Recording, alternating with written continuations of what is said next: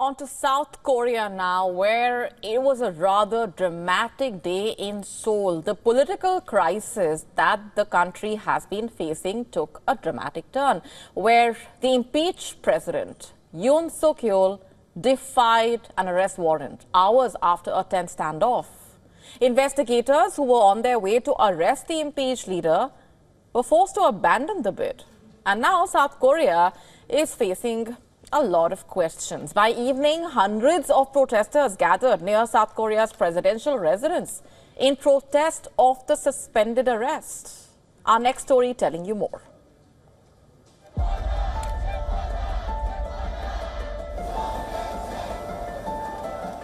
Ringleader of insurrection Yoon Suk Yeol, arrest, imprisoned. These were the chants heard in Seoul on Friday evening, where hundreds of South Koreans gathered in protest against impeached President Yoon Suk Yeol. The protesters had gathered near South Korea's presidential residence in Seoul, hours after authorities had failed to arrest the impeached leader earlier in the day. Waving flags and holding up signs, the procession was seen walking down a road near Yoon's residence. Earlier in the day, investigators from the Corruption Investigation Office for High-Ranking Officials, which is a leading joint investigation team, had abandoned an attempt to arrest South Korean President Yoon Suk Yeol. The investigators had entered the presidential compound only to find themselves blocked by troops under the control of the Presidential Security Service. They said that they were blocked by more than 200 presidential guards and military troops in a tense 6-hour standoff inside Yoon's compound. The arrest warrant for Yoon is viable until January 6th. Now, the investigators said it is considering its next steps. The impeached leader is under criminal investigation for insurrection. On December 3rd, South Korean President Yoon Suk Yeol had declared martial law. The reason? He was frustrated by his policies being blocked by an opposition-dominated parliament. Yoon, in his anger, had set the stage for an unprecedented crisis. The parliament would not be intimidated. Within hours, a unanimous vote overturned the martial law decree. It was a swift and resolute rejection of Yoon's power grab. But this was just the beginning.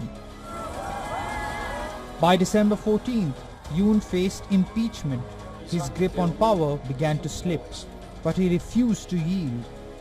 The crisis reached a boiling point on January 2nd, when investigators arrived at the presidential residence armed with a warrant to detain Yoon.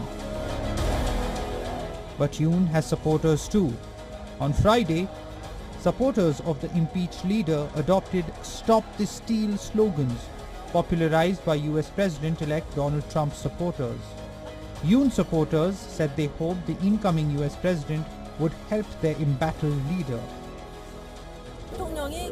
I think President Trump would support President Yoon Suk Yeol by weighing in that impeachment is not right. It's illegal. So I believe the impeachment will be invalid. Trump, who is set to take office for his second term on January 21st, is set to comment on Yoon's situation.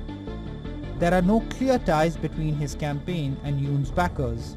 As the situation stands right now, Yoon has refused to back down from his uncorroborated claims that some members of the National Assembly were pro-North Koreans determined to bring down the South Korean state.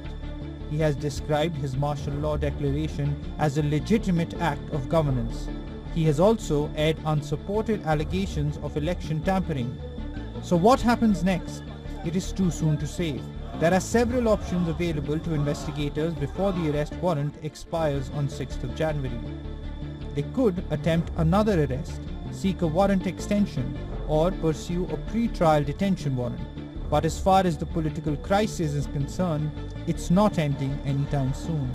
Bureau Report, WION The World is One. To stay up to speed with the latest news, download the WION app and subscribe to our YouTube channel.